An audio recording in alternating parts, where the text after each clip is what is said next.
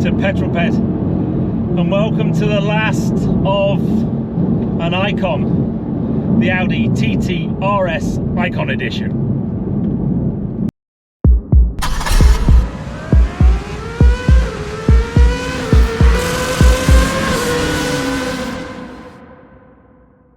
You know, it seems to be happening more and more recently these days, making videos saying goodbye to iconic cars. But this one is quite poignant for me. This one is saying goodbye to the Audi TT, a design icon, but also a car very, very close to my heart because I have owned two Audi TTs, a Mark 1 and a Mark 2.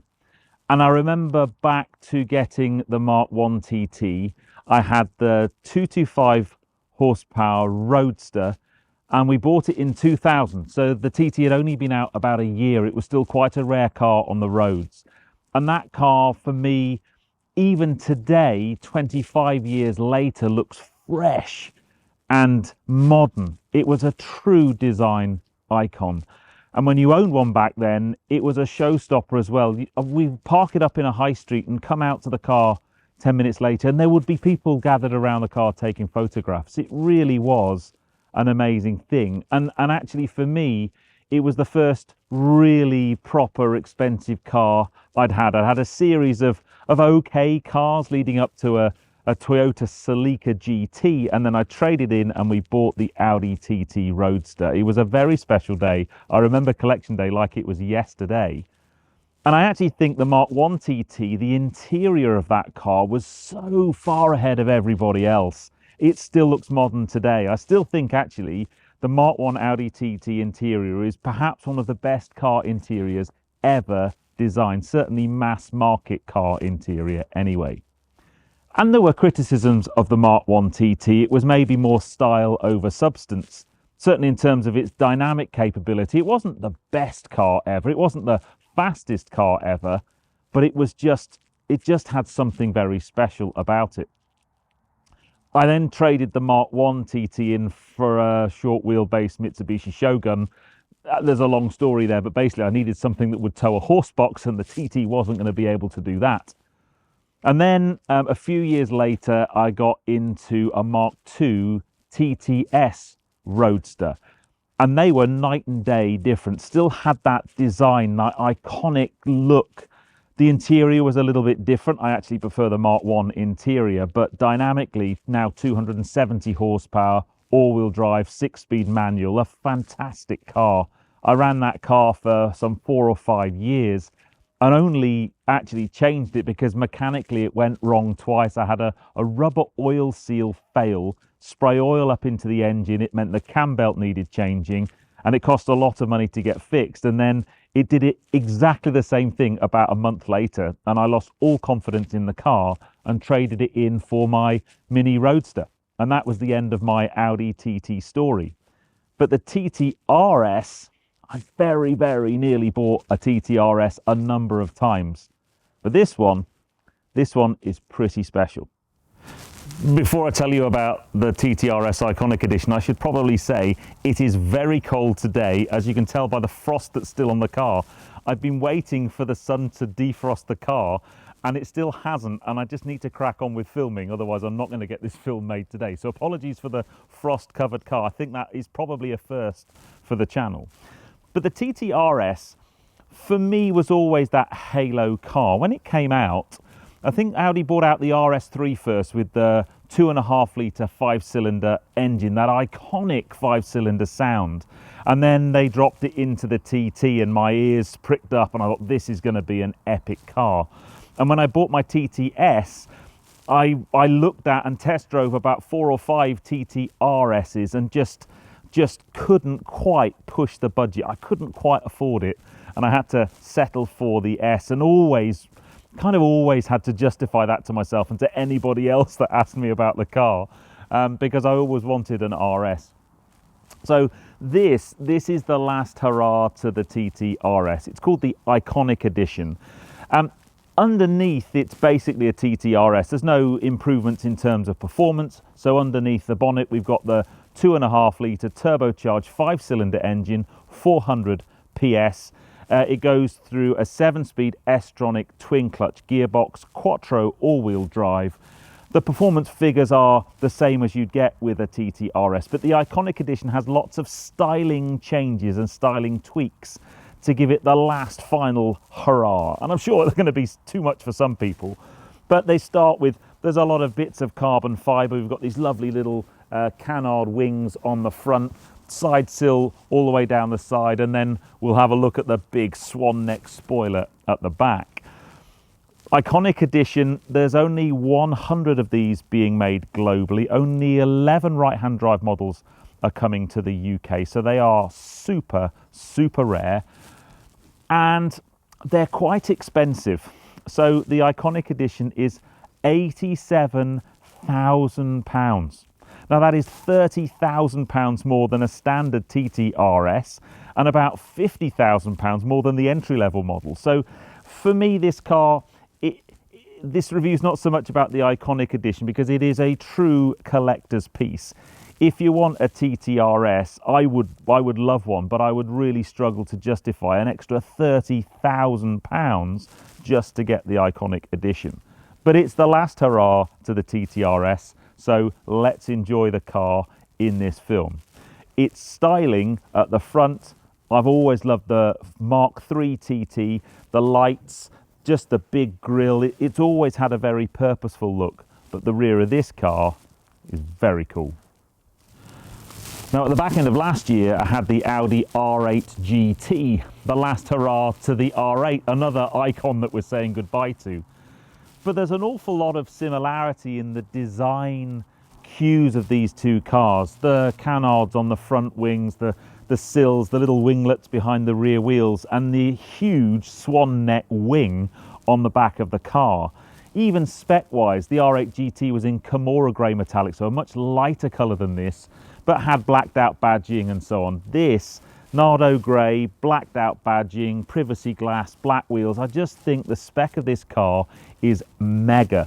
And please, if you're about to put in the comments some joke about, oh, look, it's only been painted in primer, it's not had its true colour yet, don't bother, because that joke's really just not funny. I actually think this car is a mega, mega spec.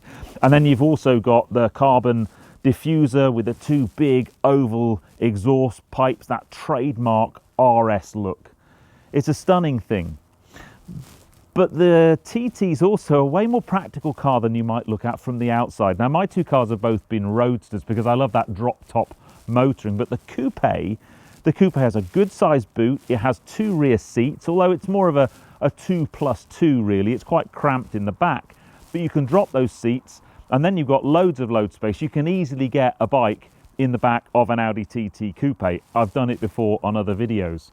But yeah, the Iconic Edition, I think the wing, I actually really like it because it's just cool and big and shouty, but I think the standard RS wing is probably way more subtle. And interestingly, if you go back to the Gen 1 or the first Audi TT, it didn't have any kind of aero device on the back at all, really smooth lines. And they then had problems with high-speed stability, and that's where the little ducktail that you find on the Mark I TT came about, because they had to put that on there for stability. The Mark II had an electrically raisable spoiler that rose at speed, and then the RS models had a fixed wing typically, and then this has just taken that fixed wing and turned it up to 11. But very, very cool. But if you think it looks cool on the outside, wait till you have a look on the inside. Now, I've mentioned already, I think the Mark I TT interior was groundbreaking, but I also think the Mark III is as well. It's so clean in here, so nice and refreshing not to have a big iPad stuck to the dashboard. Instead, you've got Audi's amazing virtual cockpit. They were the first to do that kind of TFT cockpit. It's been copied by many manufacturers since, but I still think the Audi one is the best. The climate control functions are actually in the center of these air conditioning vents, which I really like. It's just a clever bit of design. And then the center console, super sleek, super simple. You've got your controls there for the virtual cockpit. And then you've got a gear lever style, even though this is an auto. And on the top of that, you've got the number of your Iconic Edition. This is number 31 of 100. Alcantara clad steering wheel with a nice yellow 12 o'clock stripe, and that matches in with the yellow trim on these beautiful seats, a mix of kind of grey and dark grey Alcantara and leather with yellow stitching, an iconic edition RS embroidered in. I think they look absolutely fantastic. It's a beautiful, beautiful place in here. The driving position I've always liked in the TT. It's always comfortable. It's just big enough for me. I think it would be nice to be able to get my seat back a little bit more, to get it to lower a little bit more, but I'm being super, super picky. But let's get the car warmed up and let's go and enjoy the very icy roads around here. At least we've got four-wheel drive, but we do have 400 horsepower. So let's go and enjoy the soundtrack of this car and talk more about what it's like to drive.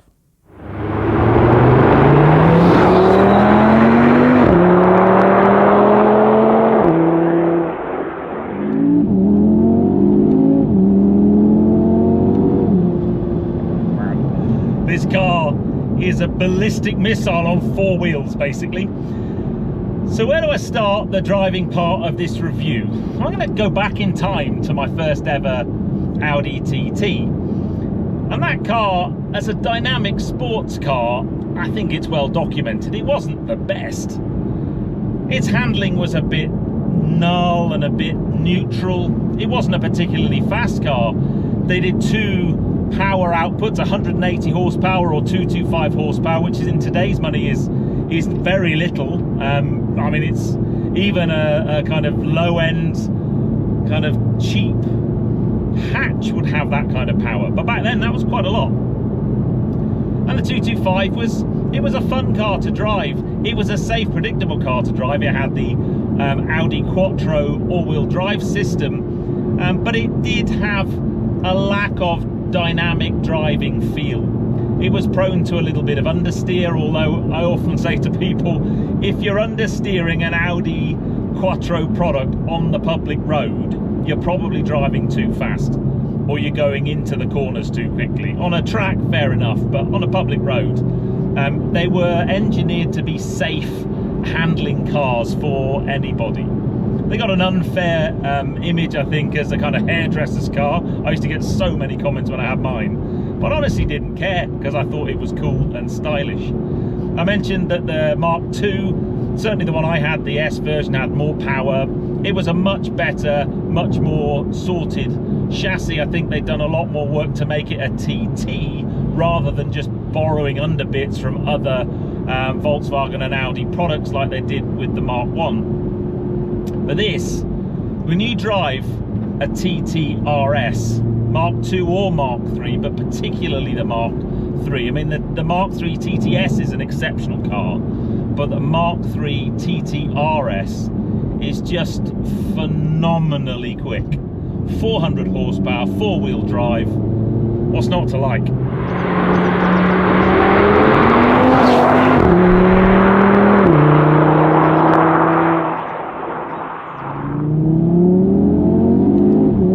First up, the noise from that 5-cylinder engine is just mega. It's a bit muted and diluted these days because of all the filters on the exhaust. You could sort that with an aftermarket, I'm sure, but it's just this wonderful noise. It's one of my favourite engine noises, actually. And this car has a range of different drive modes that you can use. I've currently got, it's got a dynamic setting which turns everything to the max. My slight challenge with that on the British roads at the moment, especially with these very low profile tyres, is the ride quality is very harsh. So I've got an individual setting and I've still got everything up to the max except the suspension, which I've set to the comfort setting, which just softens things off a little bit. It's by no means a Rolls-Royce when you do that, it's still quite firm, but it just makes it a little bit more manageable.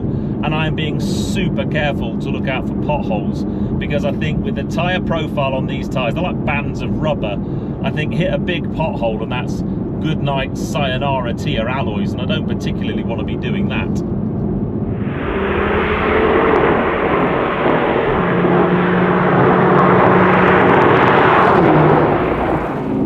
As soon as you get up to pace on a flowing bit of road like this, this car really does come to life.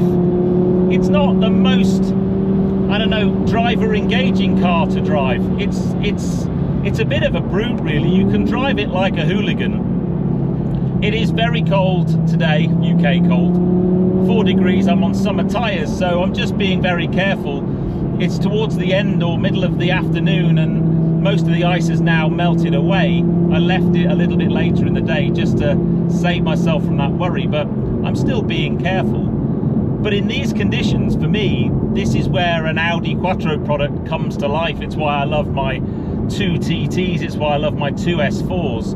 It just gives you a huge amount of confidence. And when you've got a car with this much power, 400 horsepower, you can be quite aggressive even in low grip conditions and still feel relatively safe.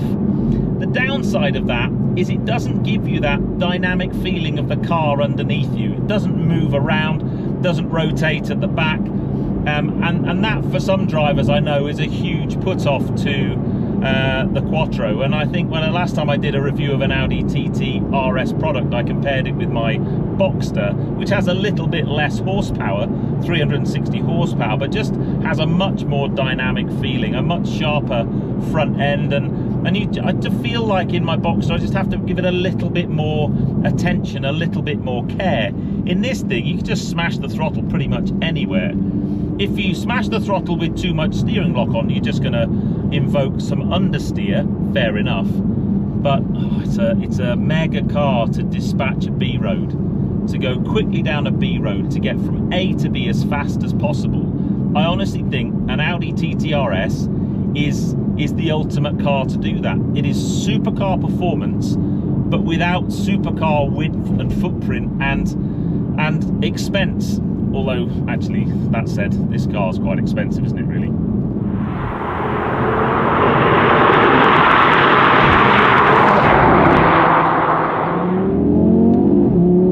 A little bit of twisty road as I say goodbye to the TT. What a shame it is that Audi are getting rid of 2 of my favourite cars they make, the TT and the R8. I know the world is going electrified, I know they've got no choice to do that, but surely they could have found a way to electrify this. Porsche are doing a battery electric Cayman and Boxster.